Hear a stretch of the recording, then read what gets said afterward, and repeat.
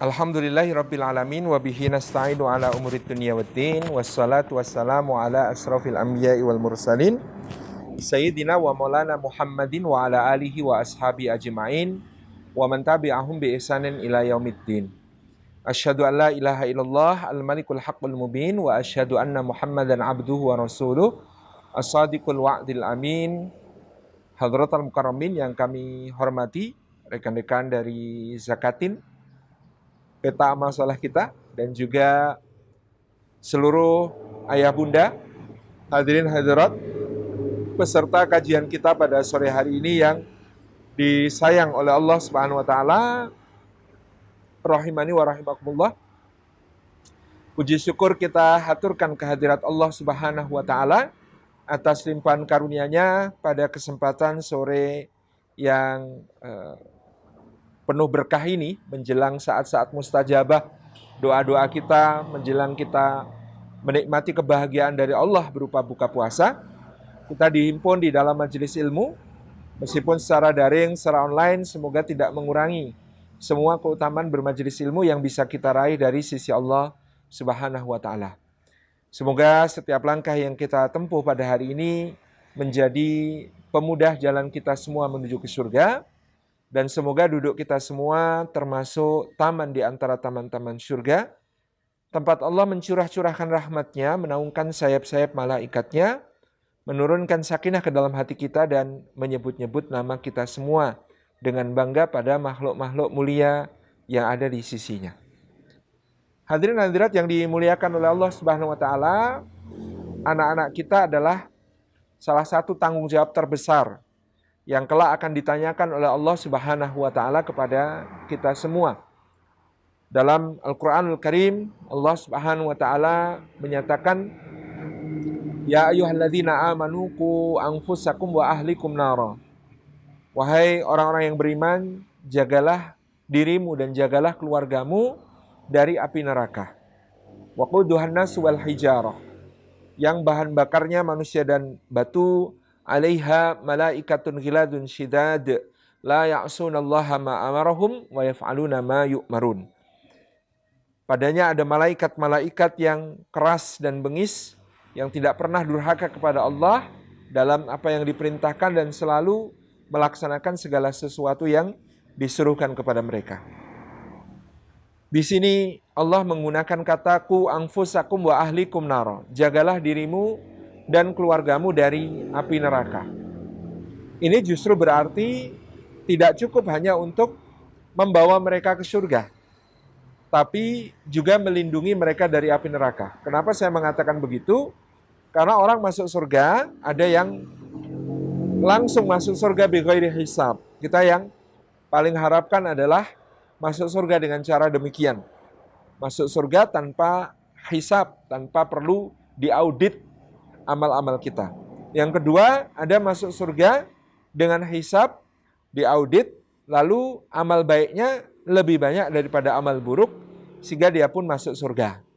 Paling tidak, beginilah yang kita harapkan. Yang ketiga adalah orang-orang yang dihisab, lalu didapati amal salahnya lebih banyak daripada amal salehnya. Lalu karena dia beriman, dia punya hak untuk masuk surga, tapi karena dosa-dosanya yang lebih banyak tadi, dia harus menebusnya terlebih dahulu dengan masuk ke api neraka. Ini meskipun akhirnya masuk surga, tentu adalah satu hal yang berat. Sehingga ayat tadi mengatakan, ku anfusakum wa ahlikum naro. Jagalah dirimu dan keluargamu dari api neraka.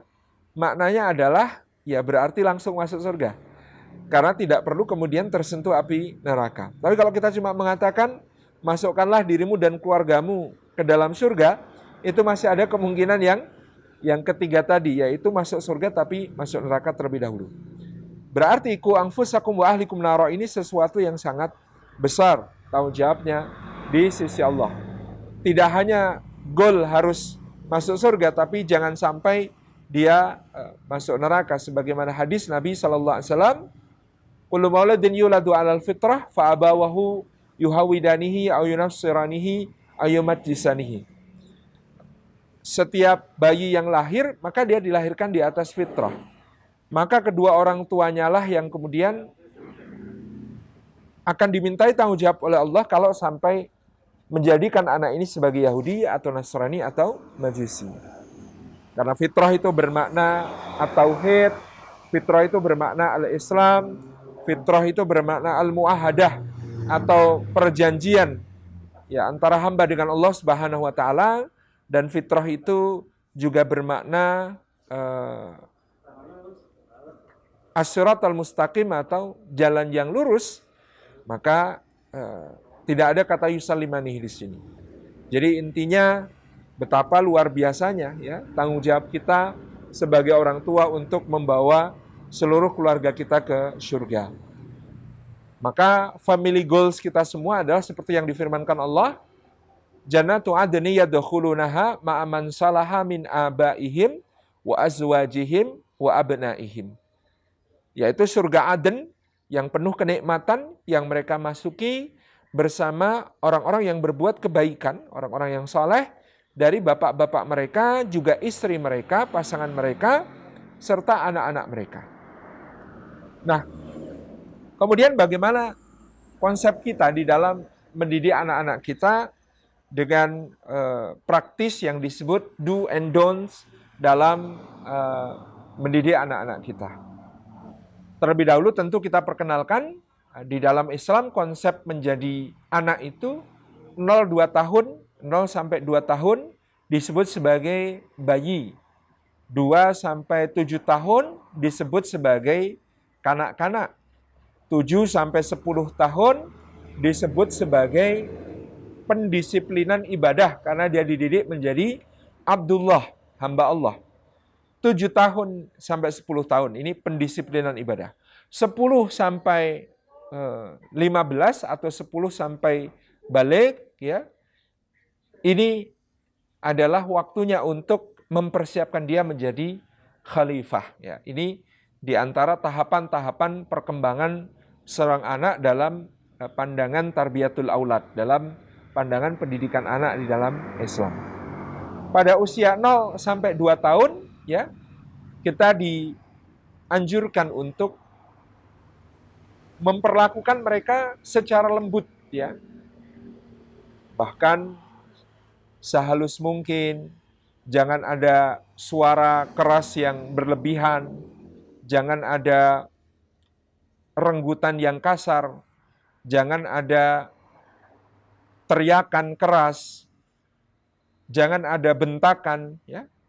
Dan hal-hal yang bersifat keras ataupun kasar lainnya kepada anak-anak yang berusia 0 sampai 2 tahun ini. Segemes-gemesnya kita kepada anak bayi 0 sampai 2 tahun ya. Ini tidak boleh menjadikan kita memperlakukannya secara kasar atau berbicara kepadanya secara kasar. Ada sebuah kisah yang sangat terkenal di mana ada seorang ibu bersama bayinya kemudian berjumpa dengan Rasulullah SAW. Nabi SAW pun menggendong bayi tersebut dan menimangnya. Qadarullah wa masya'a fa'al, ternyata bayi itu kemudian pipis, mengompol dan mengotori baju Rasulullah SAW.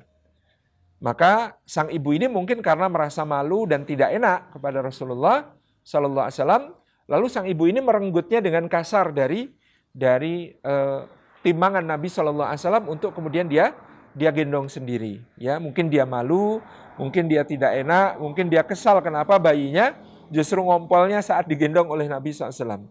Tetapi Nabi SAW kemudian memberikan nasihat yang sangat indah.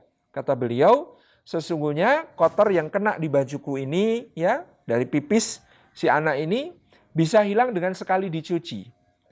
Tetapi, ya, keruhnya jiwa karena renggutan yang kasar yang kamu lakukan kepadanya ini akan sulit hilang bahkan sampai dia dewasa. Jadi anak ini pada usia 0 sampai 2 tahun sangat sensitif terhadap perlakuan, ya, terhadap apa yang dirasakannya dari lingkungannya. Terlebih indera yang pertama berkembang, ya, tentu saja adalah kulitnya dan pendengarannya. Jadi kulitnya, ya, dia merasakan renggutan yang kasar, dia merasakan tepukan yang keras dan ada unsur emosional di situ. Dia pasti merasakan. dia juga merasakan suara yang keras yang mengandung nada amarah di situ, ya. Apalagi tadi ya, renggutan-renggutan ataupun kemudian suara benda jatuh yang keras pun bahkan itu bisa menjadi satu memori pada dia. Nah, kita perlu sangat menjaga pada anak seusia ini 0 sampai 2 tahun ini untuk selembut mungkin, sehalus mungkin, jangan ada suara keras, jangan ada renggutan kasar. Don't-nya di situ. Jadi do-nya adalah selembut mungkin, sebaik mungkin, ya, sehalus mungkin kepada anak ini. Don't-nya adalah jangan sampai kita kemudian berkata kasar dan berperilaku kasar kepada bayi yang berusia 0 sampai 2 tahun. Yang berikutnya adalah memperbanyak kosakata yang didengar oleh bayi. Ya, pada usia 0 sampai 2 tahun ini, ya, indera pendengarannya sangat kuat sehingga kemudian dia merekam begitu banyak kosakata. Kita tahu ketika Sayyidina Adam alaihissalam, bapak kita semua diciptakan Allah di surga, maka yang pertama kali diajarkan kepada Adam oleh Allah, hingga bahkan dia mengungguli para malaikat, ya, membuat para malaikat diperintahkan untuk bersujud kepada Adam, itu adalah kosakata. Allah mengatakan wa 'allama Adamal asma'a kullaha, dan kami ajarkan kepada Adam semua nama-nama benda, kosakata, isim-isim, ya, kata-kata yang kemudian memiliki arti dan makna. Ini adalah, ya, pembentukan konsepsi kecerdasan seorang anak sejak awal itu melalui kekayaan kosakata. Maka kalau Allah menakdirkan para ibu, ya, itu kosakatanya lebih banyak daripada para bapak, ya. Dalam bahasa sehari-hari disebut para ibu itu lebih cerewet daripada para bapak, maka memang saatnya pada usia-usia tersebut ibu banyak mengajak komunikasi anaknya dengan berbagai kalimat dan ungkapan yang kaya. Wah, saat kan dia belum ngerti. Bukan soal dia belum mengerti, tetapi semua kata-kata yang kita ucapkan di telinganya ini akan terekam dan menjadi bekal bagi kecerdasannya kelak. Semakin cerewet seorang ibu, ya, ini untuk suami-suami silahkan disyukuri, semakin cerewet seorang ibu, maka potensi kecerdasan anaknya akan semakin tinggi. Tentu cerewet yang dimaksud cerewet yang solihah, cerewet yang baik, yang diucapkan kata-kata yang baik, kata-kata yang lembut, tadi yang sudah kita singgung di awal. Jadi ini adalah satu stimulasi, ya, kecerdasan pada bayi dengan berbisik, dengan mengucapkan kata-kata yang baik.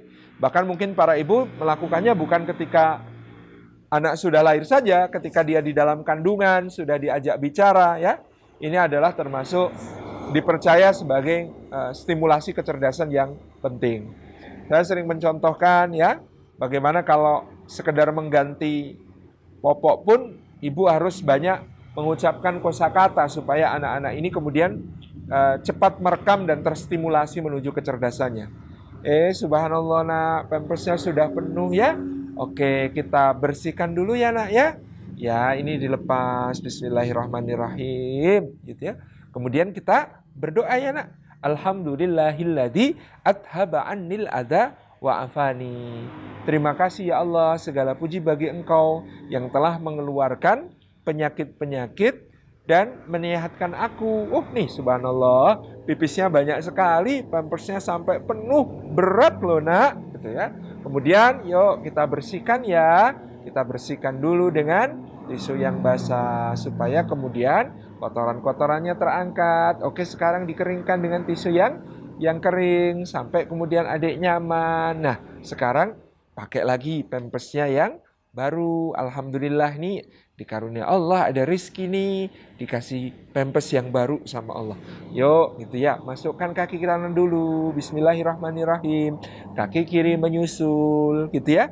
Terus kita tutup. Alhamdulillah, auratnya sudah ketutup. Terima kasih ya Allah, Engkau yang menutup auratku. Tutupilah aib-aib kami sampai kelak kami menghadap Engkau, bukan cuma ketika kami masih kecil, tapi juga nanti saat kami sudah besar dan dewasa, ya. Kemudian yuk pakai celananya nak, yuk celananya kaki kanan dulu dimasukkan, ya. Bismillahirrahmanirrahim. Terus disusul kaki kiri. Ya, terpakai sekarang. Alhamdulillahilladzi kasani hadza wa razaqanihi min ghairi hauli minni wala quwwah. Terima kasih ya Allah yang telah memberi pakaian kepada kami untuk menutup aurat kami, untuk menjadi penghias keindahan bagi kami, untuk melindungi kami dari segala hal yang bisa mengganggu, dari gigitan nyamuk, dari angin, dari panas, dari basah. Terima kasih ya Allah. Ini semuanya tidak ada yang daya upaya kami di dalamnya. Engkau yang menciptakan hujan turun, lalu menumbuhkan pohon-pohon kapas, lalu kapasnya dipintal jadi benang, jadi kain katun. Engkau yang menurunkan hujan, lalu tumbuh rumput, rumputnya dimakan domba, dombanya menghasilkan wol, kemudian dipintal jadi benang wol, lalu benang-benang ditenun. Ketika ditenun jadi kain, kain kemudian dipotong dan dijahit menjadi bajunya adik. Masya Allah. Jadi berbicara yang banyak ini kepada anak ini adalah satu hal yang sangat penting ya pada usia-usia tersebut, di mana dia merekam begitu banyak kosakata, di mana dia kemudian menjadi perekam dari begitu banyak konsep kehidupan karena diperkenalkan dengan kosakata sebagaimana dulu Nabi Adam ketika di surga. Ini kalau kita mencita-citakan anak yang cerdas, salah satunya adalah dengan kosakata. Kemudian anak juga sudah mulai diperkenalkan ya, apalagi nanti kalau sudah usia setahun ya, kita bisa perkenalkan dengan tauhid dan muraqabatullah sebagai dua di antara kurikulum yang diajarkan oleh Luqman di dalam surah Luqman ya. Ketika Allah menceritakan tentang Luqman, seorang bapak yang dianggap penuh hikmah, bapak yang suri toladan dalam mendidik anak-anaknya, ya, itu dimulailah sejak kanak-kanak diperkenalkan tentang tauhid dan muraqabatullah, yaitu ya bunayya la tusyrik billah inna syirka la dzulmun adzim, dan ya bunayya innaha intakum mithqala habbatin min khardalin fatakum fi sahra aw fis samawati aw fil ardi ya'ti bihallah innallaha latifun khabir. Dua kurikulum ini juga akan memperkaya nanti pada usia dia kanak-kanak dari usia 2 sampai 7 tahun masih terus akan kita tanamkan perlahan-lahan kepada dia ya, tapi dimulai tadi sejak usia 0 sampai 2 tahun sudah boleh memperkenalkan, wahai anakku, jangan mempersekutukan Allah. Sesungguhnya mempersekutukan Allah itu kezaliman yang besar.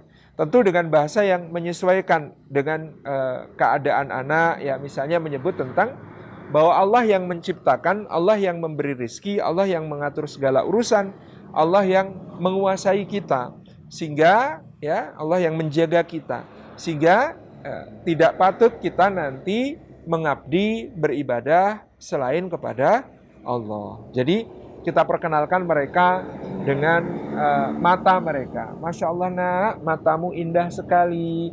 Ada 2 bola kecil sama Allah ditaruh di lubang wajah kamu. Lalu dengan bola mata itu kamu bisa melihat keindahan seluruh dunia. Karena Allah mengirimkan cahaya ya dari sinar matahari, atau kemudian ada cahaya lampu yang memantul ke benda, ke matamu ya, sehingga kemudian kamu bisa melihat keindahan benda-benda. Maka ini hanya Allah yang bisa membuatnya untukmu. Maka kita kelak harus selalu mengabdi kepada Allah. Lihatlah hidungmu nak, Allah karuniakan untukmu dengan 2 buah lubang di bawahnya untuk menghirup udara, masuk ke tenggorokan, masuk ke paru-paru. Di paru-parumu nanti nak, udara itu akan dititipkan ke dalam darah, lalu oleh darah diedarkan ke seluruh tubuh untuk menjadi kekuatan dan daya hidupmu. Lihatlah nak, telingamu, dan seterusnya. Kita bisa bicara kepada mereka tentang penciptaan. Kita juga bisa bicara tentang rizki. Nak, Allah menciptakan untukmu ya makanan. Masya Allah, ini buburnya lezat sekali. Buburnya dari beras merah. Berasnya ditanam petani. Ya, petaninya itu ceritakan. Kemudian bagaimana kemudian rizki itu bisa sampai kepada dia. Jadi mulai diperkenalkan. Dunia adalah mulai diperkenalkan tentang konsep tauhid, ya, konsep untuk kelak kita hanya menyembah Allah, tidak kepada yang lain, karena Allah yang menciptakan kita, karena Allah yang memberi rizki kita, karena Allah yang menjaga kita, karena Allah yang mengatur segala urusan kita. Pelan-pelan sampaikan itu. Ini bukan hanya tugas ibu, tapi justru lebih banyak tugas bapak, ya. Kalau kita di dalam Al-Quran menyimak, bapak-bapak itu ada contohnya diskusi dengan anak. Ada Nabi Ibrahim dengan putranya, ada Nabi Yakub dengan putranya, ada Luqman dengan putranya. Dan semua yang didiskusikan adalah tema-tema yang berkaitan dengan misi kehidupan, yaitu beribadah kepada Allah, bertauhid kepada Allah. Kalau ibu-ibu kok tidak ada contohnya diskusi dengan anak di dalam Al-Quran, ya?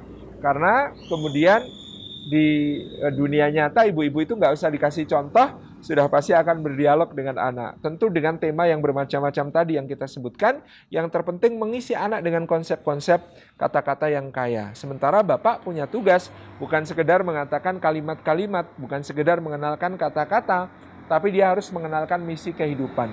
Ya, seperti Yakub mengatakan mata buduna min ba'di, apa yang akan kalian sembah sepeninggalku nanti.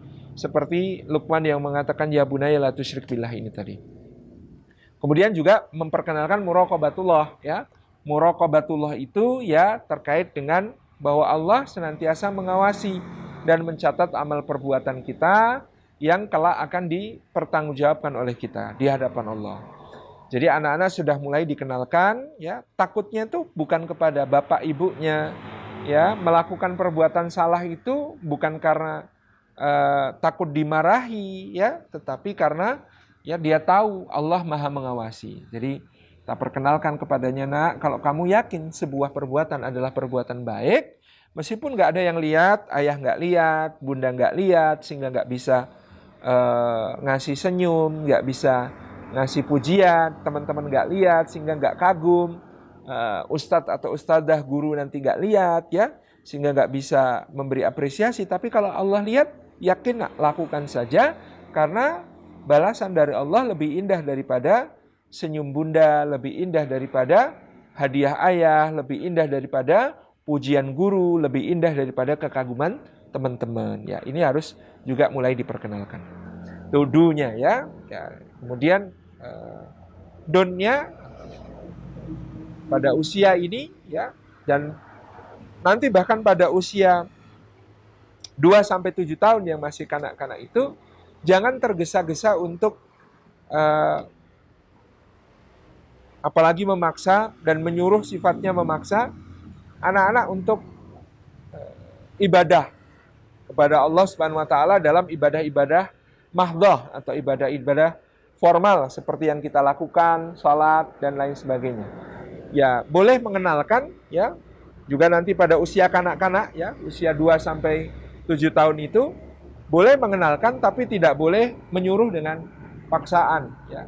Goals dari pengenalan ibadah pada usia-usia tersebut itu adalah agar mereka merasa bahwa ibadah itu sesuatu yang menyenangkan. Ibadah itu sesuatu yang enjoyable, yang nyaman, yang dia senang, gitu ya. Seperti kita tahu, ya, Rasulullah SAW itu suka menggendong Umamah binti Abil As ketika sholat, ya. Jadi sebatas digendong. Ketika rukuk diletakkan, ketika i'tidal diambil lagi, ketika sujud diletakkan, ketika duduk di antara dua sujud di pangku, nanti ketika berdiri digendong lagi, gitu ya. Ini yang kemudian dilakukan Rasulullah pada cucunya yang masih kecil, Umamah binti Abil As. Nah, pada usia yang lebih besar, ya mungkin setelah 2 tahun, anak-anak ini kan suka bermain dan kadang-kadang menjadikan kita orang tuanya sebagai alat bermainnya. Nah, ada contoh dari Nabi SAW bagaimana ketika suatu hari beliau sedang mengimami salat di Masjid Nabawi, lalu Al-Husain radhiyallahu anhu, cucu beliau itu datang dan naik ke punggung beliau SAW pada saat beliau sedang sujud. Padahal ini jadi imam, ya.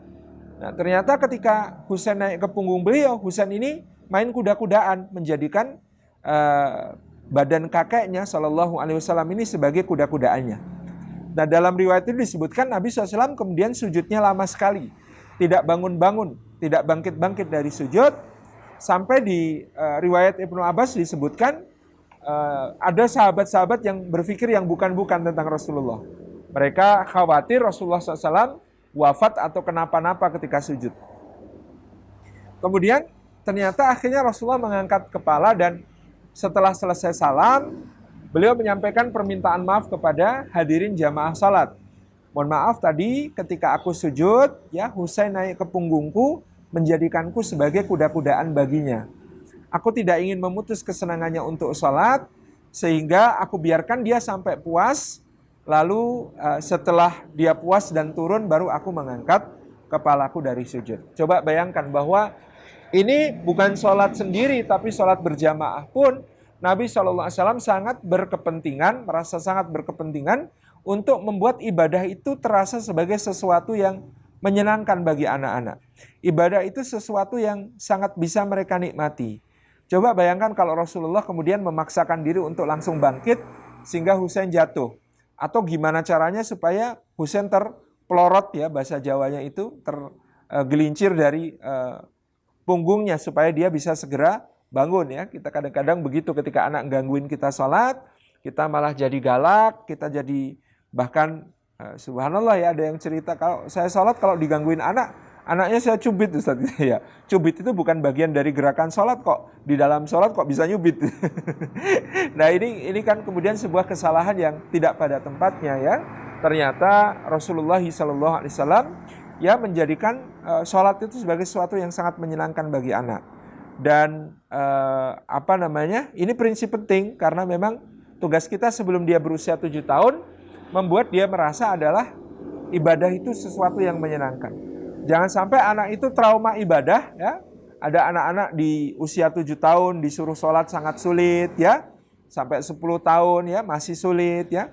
Jangan-jangan bukan karena tidak pernah diperkenalkan sholat, tapi karena ya orang tuanya menjadikan sholat sebagai sesuatu yang horor bagi dia, sesuatu yang menakutkan, mengerikan. Karena orang tuanya kalau sholat lalu digangguin, lalu marah-marah. Karena orang tuanya kalau sholat lalu digangguin, bisa nyubit.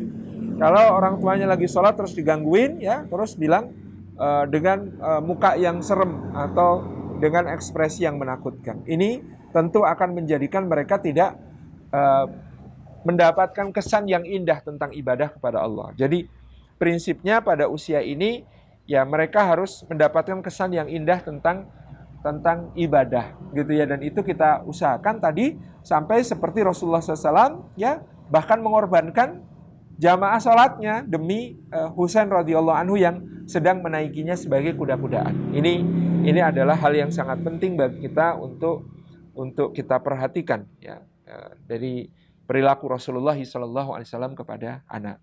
Jadi jangan sampai anak-anak kita malah merasa ibadah itu sesuatu yang serem, ibadah itu sesuatu yang berat, ibadah itu sesuatu yang susah, ibadah itu sesuatu yang membuat mereka tersakiti, gitu ya. Ya sama dengan kita membaca Al-Quran itu baik, ya. Di bulan Ramadan dikejar target membaca Al-Quran. Tapi kalau itu menjadikan kita abai kepada anak manggil kita sampai 5 kali kita baru nengok, gitu ya. Gara-gara kita membaca Al-Quran, anak kita akan mendapat kesan yang kurang baik tentang Al-Qur'annya, bukan tentang kitanya, tapi tentang Al-Qur'annya. Umiku kalau lagi baca Quran jadi dipanggil susah. Jadi Al-Qur'an itu bikin susah. Nah, ini jangan sampai terjadi. Ya, jadi bagaimanapun, sedikejar target apapun kita tilawah, katakan begitu ya. Kalau anak-anak kita itu mengajak kita berkomunikasi, menarik kita, kemudian mengajak kita berbicara, katakanlah begitu, tentu kita harus merespon. Ya itulah kenapa Sayyidina Ali bin Thalib mengatakan usia 0 sampai 7 tahun itu seorang anak itu ya harus diperlakukan seperti raja. Bapak Ibu tentu tahu raja ya. Raja itu kalau manggil kita bisa santai-santai diemin aja, cuekin aja atau gimana? Enggak boleh. Kalau raja manggil ya harus segera dipenuhi. Kalau enggak kita bisa dihukum mati kan. Ya maka kemudian kepada anak usia 0-7 tahun ini memang harus perhatian yang sangat prioritas ya dibandingkan hal lain. Dan Bapak Ibu harap difahami kenapa saya selalu menekankan usia 0 sampai 7 tahun ini mereka anak-anak kita berhak untuk mendapatkan perhatian yang sangat besar dari kita karena ini masa yang tidak panjang. Sesudah itu nanti ketika dia beranjak remaja, dewasa, dia sudah nggak akan seperti itu. Ya, justru kita yang perlu memberi perhatian kepada mereka dengan kita yang meminta gitu ya, karena mereka sudah tidak lagi meminta perhatian dari kita gitu. Nah, tapi usia 0 sampai 7 ini saat-saat yang sangat berharga, saat-saat yang sangat emas ya, untuk kita kemudian memprioritaskan mereka di atas segala sesuatu. Rumah yang berantakan, rumah yang tidak rapi ya, mainan yang berserakan ya, berceceran di mana-mana dan seterusnya. Ini adalah hal yang sementara ya, sebentar sekali mereka melakukan itu. Jangan terlalu dikekang untuk berekspresi ya gitu, karena usia 007 tahun ini betul-betul sebuah masa eksplorasi yang seluas-luasnya, dan mereka sekali lagi adalah raja ya. Ada yang kemudian bertanya kepada saya terus, ini anak-anak itu kemudian lebih suka pegang gadget, lebih cenderung pada gadget gitu ya. Ada bahkan kecanduan gadget, kecanduan game, kecanduan YouTube ya, nonton ini, nonton itu. Ini tentu ya salah satu andilnya karena kita sebagai orang tua kurang responsif ya. Jadi pada usia-usia ini ya, 0 sampai 7 ini, 0 sampai 2 dan 2 sampai 7 ini adalah saat kita harus sangat responsif kepada anak. Kenapa gadget itu lebih menarik bagi anak daripada kita? Karena gadget itu responsif. Kalau gadget itu kalau disentuh ataupun dipencet, dia kasih respon. Disentuh, dipencet, dia kasih respon. Disentuh, dipencet, dia kasih respon. Sementara kita sebagai orang tua kadang-kadang ya tadi dipanggil 5 kali baru nengok, ya ditarik-tarik 3 kali baru apa? Jangan ganggu tau. Nah, sudah terlambat memberi respon, responnya pun tidak seperti yang mereka harapkan gitu ya. Ya apa? Gangguin terus sih. Nah, lagi gitu. Ya, jadi ini adalah hal yang jangan sampai kita lakukan, jangan sampai kita membuat mereka merasa bahwa mereka tidak penting. Membuat mereka merasa bahwa yang kita lakukan lebih penting daripada memberi perhatian kepada mereka. Karena ini ya mereka itu adalah raja ya. Raja itu harus betul-betul kita prioritaskan di dalam komunikasi dan interaksi dengan mereka. Maka saya sering menyarankan ya sebagai satu bentuk kedekatan, attachment antara orang tua dengan anaknya. Misalnya ayah mengupayakan agar dia bisa menjadi sarana bermain yang mengasyikan untuk anak-anaknya. Dia bisa menjadi ayunan untuk anak-anaknya. Dia bisa menjadi komedi putar ya, dengan anak diletakkan di atas lengan kanan, kemudian dipegang dengan tangan kiri, kemudian muter-muter gitu ya. Anak bisa menjadi perosotan untuk ayah, menjadi perosotan untuk anaknya, atau ayah bisa menjadi jungkat-jungkit ya. Ya, anaknya diletakkan di ujung kaki, kemudian kakinya diangkat dari kursi terus gitu ya. Ya, ini sangat sehat ya bagi ayah. Ya, jadi bisa ngurangi jadwal nge-gym karena ya bagus untuk perut ya, bisa six pack tadi, bagus untuk lengan, bisa tricepsnya juga terlatih ya. Bagus ini untuk berbagai kebugaran kita sendiri dengan beraktivitas bermain bersama anak. Nabi SAW itu sangat akrab ya dengan anak-anak, bermain dengan anak-anak, dengan cucu-cucu beliau dan putra-putri para sahabat radhiyallahu anhu ajmain. Seperti dikisahkan Abu Hurairah, pulang dari jihad fisabilillah pun begitu sampai rumah langsung ditubruk oleh Al Hasan dan Al Husain untuk main kuda-kudaan di keliling rumah ya. Padahal itu usia beliau sudah 60-an kan pada saat itu.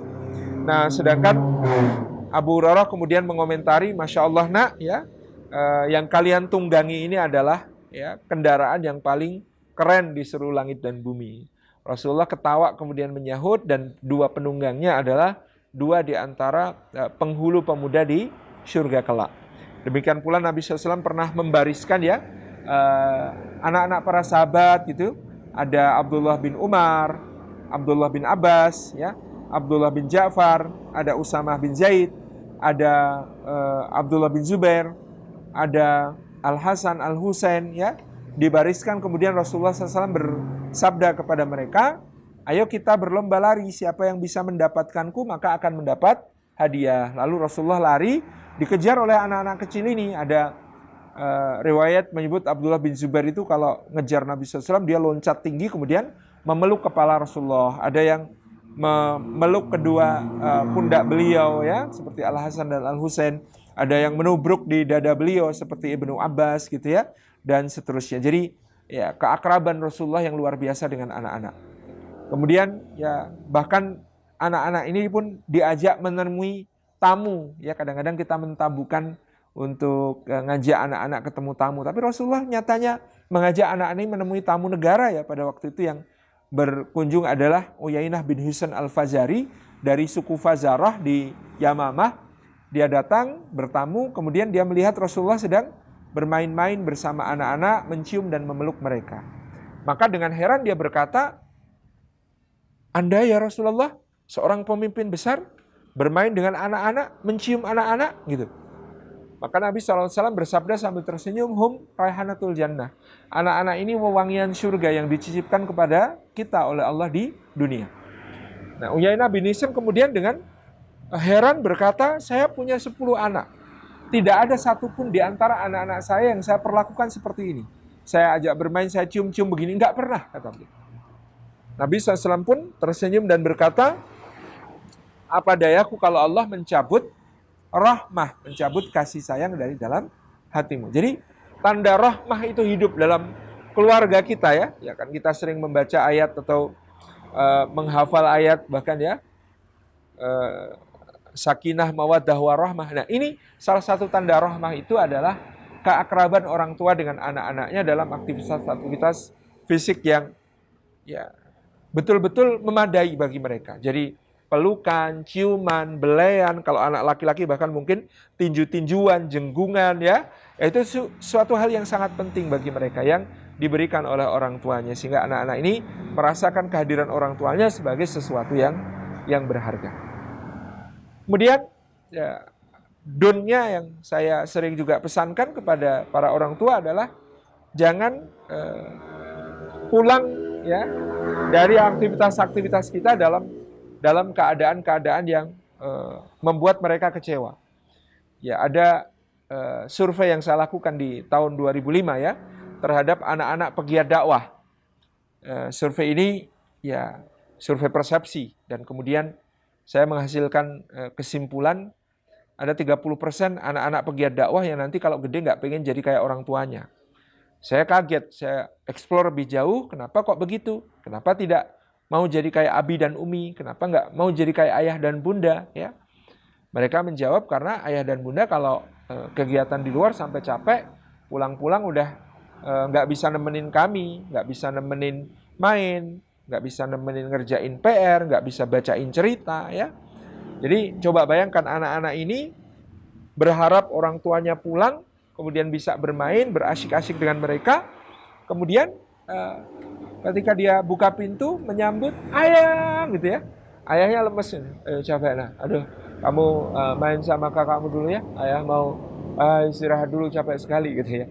Nah, meskipun benar-benar capek, tetapi Rasulullah SAW mengajarkan kepada kita sunnah yang baik adalah untuk ketika ketemu keluarga itu fresh. Ketika ketemu keluarga itu dalam keadaan segar mungkin, sebaik mungkin ya. Kalau kita ketemu anak-anak ya dalam keadaan yang lemes, yang mengecewakan seperti itu, apapun aktivitas kita di luar maka akan dipersepsi negatif oleh anak. Ya, mungkin Anda seorang pegiat organisasi keagamaan, pegiat organisasi dakwah, ya kegiatan di luar itu membina masyarakat, melakukan ini dan itu. Tapi ketika kemudian pulang kok tidak fresh tadi, mengecewakan anak yang mengajak bermain, katakan begitu, anak akan mempersepsi negatif aktivitas kita. Jadi tidak ada pewarisan nilai-nilai kebaikan yang bisa kita lakukan kepada anak-anak ini. Coba bandingkan dengan Rasulullah SAW yang kata Anas ibn Malik radhiyallahu anhu itu meletakkan keluarga pada prioritas kedua untuk mendapatkan kesegaran, untuk mendapatkan kualitas pribadi beliau yang paling baik. Jadi Rasulullah itu menempatkan Allah nomor satu, tentu ya setiap akan sholat beliau memakai siwak, memakai wewangian. Tapi Anas bin Malik juga cerita tidak pernah Rasulullah itu mengetuk pintu, mengucap salam, meminta izin masuk kepada keluarganya, melainkan beliau SAW itu sudah bersiwak terlebih dahulu dan memakai wewangiannya. Jadi pulang dari jihad fisabilillah pun itu fresh ya. Pulang dari mengajar di masjid yang bisa sangat panjang yang dari pagi sampai siang ataupun dari petang ya sampai malam ya, dengan kegiatan yang sangat padat dengan para sahabat, itu pulang selalu bersiwak dan memakai wangian terlebih dahulu. Abu Hurairah radhiyallahu anhu bercerita kalau pulang dari jihad fisabilillah, Rasulullah itu biasa untuk berkemah terlebih dahulu di luar kota Madinah di dekat mata air selama semalam. Di situ Rasulullah memerintahkan para sahabat untuk mandi, untuk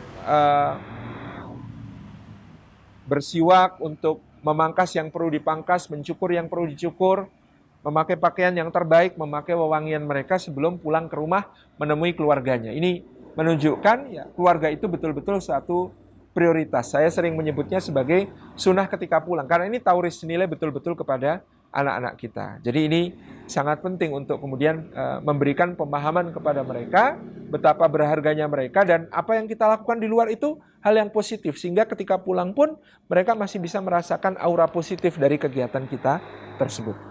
Kemudian yang berikutnya pada usia ya terlebih 2-7 tahun ya, ayah bunda sekalian yang dirahmati oleh Allah Subhanahu wa taala, kita ini sudah harus semakin mendisiplinkan diri kita untuk memberi contoh yang baik. Karena pada usia ini mereka lebih percaya apa yang dilihat daripada apa yang didengar, ya. Pada usia 2-7 tahun, ya, indera penglihatan anak-anak kita ini berkembang paling pesat, sehingga kemudian ya mereka lebih percaya apa yang dilihat daripada apa yang didengar. Ya, misalnya anaknya disuruh, "Nak, baca Quran dong, Nak." Ya. Enggak, kenapa kok enggak? Baca Quran itu enggak baik. Lu kok enggak baik? Karena ayahku enggak pernah. Jadi mereka dengan sangat sederhana mengukur kebaikan dan keburukan dari apa yang dilakukan orang tuanya. Mereka sangat berprasangka baik bahwa ayahnya baik dan bundanya baik. Maka segala sesuatu yang dilakukan ayah dan bunda adalah baik, sedangkan yang tidak pernah dilakukan ayah dan bunda itu tidak baik. Jadi kalau disuruh baca Quran, ya, "Nak, baca Quran, Nak, baik." Enggak mau, kenapa? Karena ayahku enggak pernah. Sebaliknya, "Nak, jangan ngambil barang pakai kaki dong, Nak, enggak sopan," gitu ya. Maka dia mengatakan, "Oh, ini baik." Kenapa kok baik? Bundaku sering. Nah, ini karena apa yang dilakukan itu adalah ukuran mereka, neraca mereka tentang baik dan buruk, ya. Jadi ini sangat simpel sekali cara berpikirnya anak-anak kita. Kalau dilakukan ayah, baik.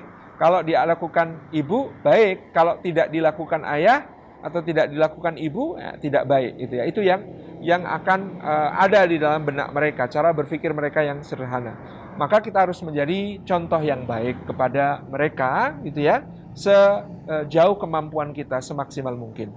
Tentu kita ada kelemahan-kelemahan, kekurangan-kekurangan, maka down-nya adalah jangan ngeles. Kalau kita salah ditegur anak, maka jangan malu untuk minta maaf, dan bahwa kita salah, mengakui salah, lalu kita juga akan memperbaiki sebagaimana dia akan memperbaiki. Jadi ini kita harus ya konsekuen dan konsisten ya di dalam memberikan pendidikan nilai-nilai itu kepada anak, ya. Konsisten artinya ya kalau menyampaikan sesuatu kepada mereka, kalimat kita itu tidak berubah-ubah, tidak berganti-ganti, ya, setia pada prinsip, jangan cuma setia kepada kepentingan. Ada hal yang setampaknya sederhana, tapi kemudian bisa menjadi dampak ya, inkonsistensi itu membuat anak mengalami self-confusing, gitu ya, bingung pada dirinya sendiri. Yang sering saya contohkan ya, anak kita mungkin umur 4 tahun, 5 tahun, ya, 6 tahun itu. Dia di depan televisi atau di depan laptop atau di depan gadget nonton YouTube gitu ya. Kemudian kita bilang sama dia, "Nak, sini dong, Nak, bantuin Bunda, Nak, ya. Bantuin Bunda ini ngupas apa misalnya gitu ya, ngupas buah gitu." Nggak mau, "Mi, ini tontonannya baru seru." Lalu kita karena kepentingan mengatakan, "Ya Allah, Nak, kamu tuh udah besar loh, kok nggak mau bantuin Bunda sih?" Nah, perhatikan kalimat ini. Kamu tuh sudah besar, kok nggak mau bantuin Bunda sih?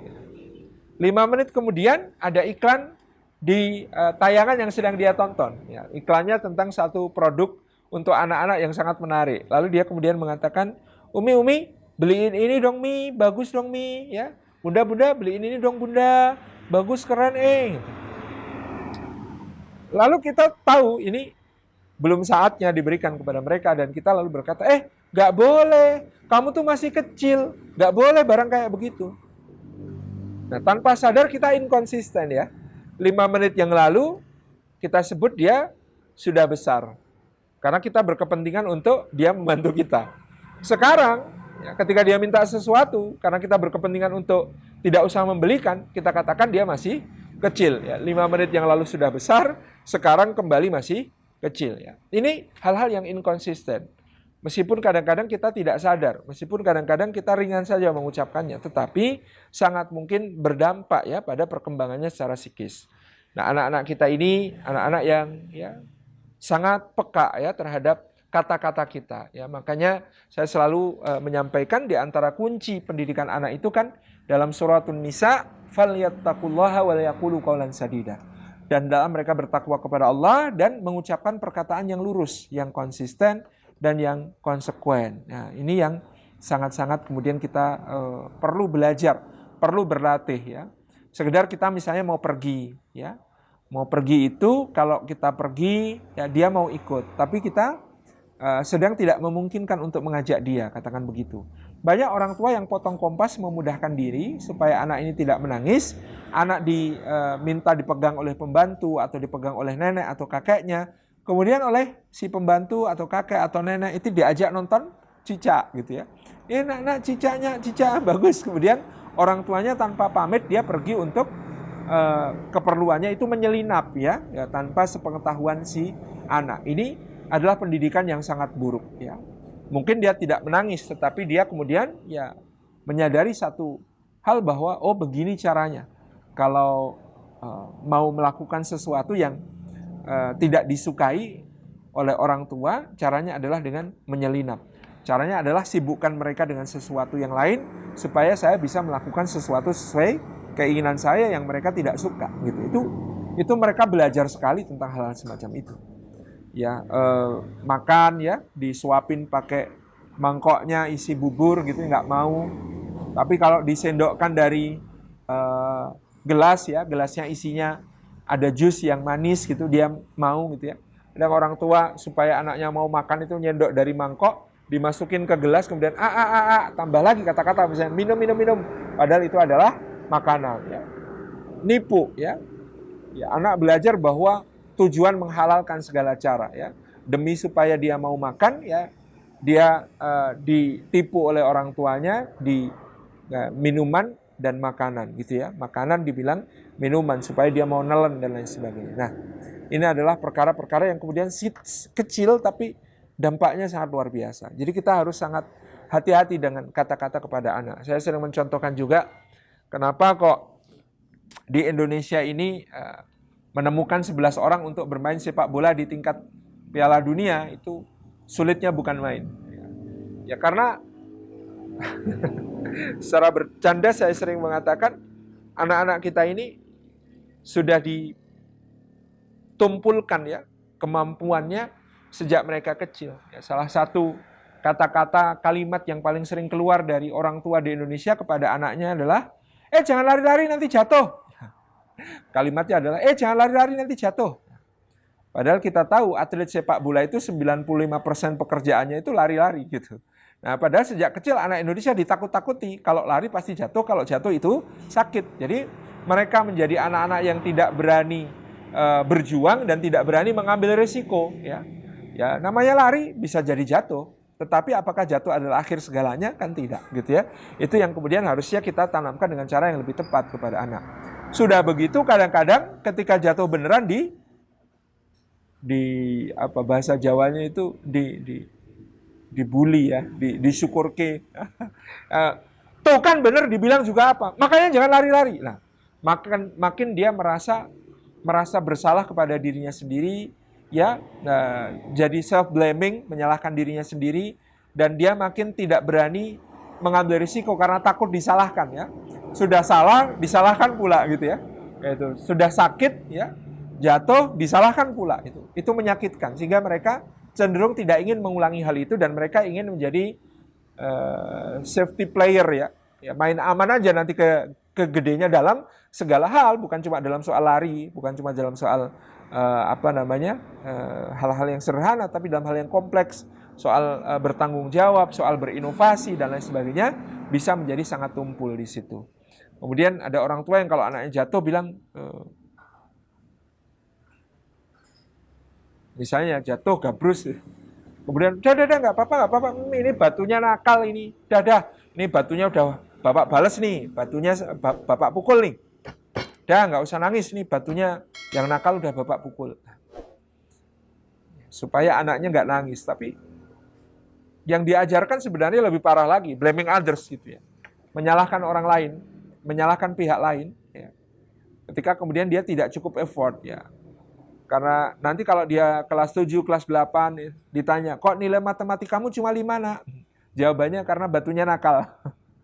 Diubah sedikit menjadi karena gurunya killer, gurunya nggak bisa ngajar. Gitu. Dari pada setiap hal yang dia tidak cukup berjuang, pada dia tidak cukup berusaha, dia akan selalu menemukan excuse, menemukan alasan. Karena diajarin kalau jatuh itu yang nakal batunya. Padahal batu itu nggak salah apa-apa. Gitu ya. Jadi ini pengajaran yang juga kurang baik ya, blaming others. Kemudian yang ketiga, ada orang tua yang kalau anaknya jatuh, gabrus, kemudian mengatakan, udah nggak apa-apa ini, nggak sakit, ini cuma kayak gini. Dah anak pinter, nggak usah nangis. Ya. Anak hebat kok. Sepertinya bagus memberikan sugesti positif. Tetapi kalau itu benar dengan syarat memang betul-betul nggak sakit. Kalau itu adalah sesuatu yang betul-betul menyakitkan bagi si anak, maka ucapan ini menjadi pengajaran yang lagi-lagi kurang baik. Karena bukan qaulus sadid, bukan ucapan yang lurus. Dia merasakan sakit, benar-benar sakit, orang tuanya mengatakan itu tidak sakit. Maka dia berlatih untuk tidak peka, tidak empatik kepada sesama nantinya. Ada orang kena musibah, cuma kayak begitu, nggak usah dibantu. Cuma kayak gitu aja kok. Terus ada orang Palestina dizolimi penjajah Zionis, dia akan mengatakan itu orang Palestina itu suka playing victim itu, suka bermain sebagai korban. Padahal yang nggak gitu-gitu amat. Yang parah nanti kalau orang tuanya ya sudah sepuh, ya encok pegelinu kumat, ya, kemudian asam urat kambuh, ya, terus ngeluh sama anak, aduh nah ini sakit banget nak, bu udah tua jangan nangis bu, malu-maluin. Ini sakit betulan nak. Alah kayak gitu aja. Ditahan dikit kenapa sih? Kok kamu durhaka nak? Ternyata durhakanya belajar dari ibunya dulu waktu dia jatuh sakit beneran, ibunya bilang nggak sakit. Sekarang ibunya asam urat sakit beneran dibilang nggak sakit sama orang tua. Kemudian ya saya jadi ditanya, terus apa yang harus dikatakan Ustadz kalau kemudian ini anak jatuh ya? Ucapkan yang kalimat yang benar, yang konsekuen dan konsisten tadi. Ya katakan, ya, dan jangan banyak kata sih sebenarnya gitu. Kalau anak jatuh nangis ya peluk sampai nangisnya reda, tepuk-tepuk, kemudian nanti salami, selamat nak, sudah belajar lari yang cepat dan sekaligus tahu resikonya lari bisa jatuh.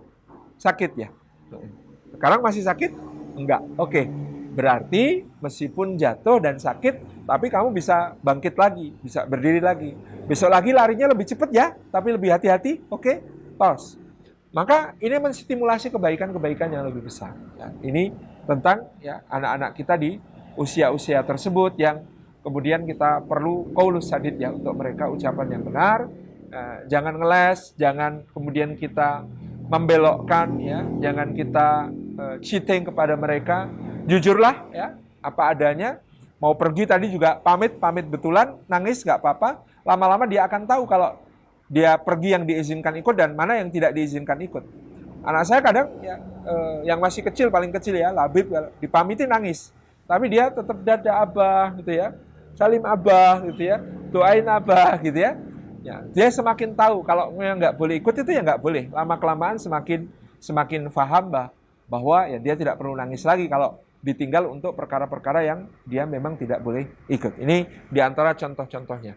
Kemudian tadi kita menyinggung usia 7-10 adalah mulai pendisinan ibadah. Ya kita mulai menyuruh mereka untuk sholat ya. Mulai mengajak mereka untuk berpuasa gitu ya. Itu di usia 7-10 tahun. Dalilnya kan hadis Nabi SAW, murru auladakum bisolati wahum abana'u sab'i sinin. Perintahkan anakmu untuk sholat ketika usia mereka 7 tahun. Dikiaskan dengan ibadah-ibadah yang lain juga. Karena itu tadi kita fokus pada usia 0 sampai 7 tahun itu lebih kepada membuat mereka merasa ibadah-ibadah itu sebagai sesuatu yang menyenangkan, sesuatu yang indah, sesuatu yang bagus. Baru pada usia 7 ini mereka didisiplinkan ibadahnya perlahan-lahan dengan cara diperintahkan sholat gitu ya. Tapi kita juga belum boleh memaksa terlalu keras, karena baru diizinkan seorang anak itu dipukul dengan pukulan bukan pada wajah, dengan pukulan yang tidak menyakiti, itu pada usia 10 tahun kalau dia tidak mau sholat. Itu contohnya. Nah, kemudian ya yang berikutnya, prinsip yang akan nanti terus berkembang pada anak-anak di usianya yang terus bertambah adalah ya perbanyaklah mendengar, mulai sedikit demi sedikit memperbanyak mendengar ya. Semakin bertambah usianya, kita semakin harus banyak mendengar ya. Ya jangan memotong, jangan meloncat ke kesimpulan, jangan memberi saran sebelum dia minta dan seterusnya. Ini sebagai prinsip yang penting juga untuk kita lebih banyak mendengar dan memahami dia, lalu memfasilitasi hal-hal baik yang bisa kita upayakan fasilitasinya untuk dia, supaya menutup kemungkinan-kemungkinan buruk dari apa yang akan dia ambil kalau dia kemudian tidak difasilitasi hal-hal baiknya. Demikian saya kira sebagai pembuka, karena waktunya ternyata terbatas sekali. Saya kembalikan dulu kepada pembawa acara. Wassalamualaikum warahmatullahi wabarakatuh.